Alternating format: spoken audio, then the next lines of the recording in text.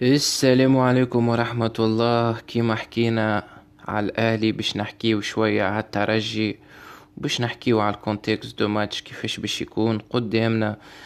الترجي باش يحاول يلعب 4-1 4-1 كي العادة، الأهلي 4-2 3-1. المنطقة البيضاء اللي اخترناها قدامكم اللي باش يكون متركز فيها اللعب.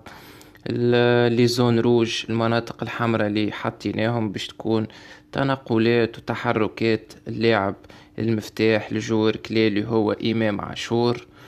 والترجي باش يحاول يوازن بين الدفاع والهجوم، وباش يطلع البلوك متاعو، باش يلعب ليني ميديان كيما قدامكم في الجرافيك.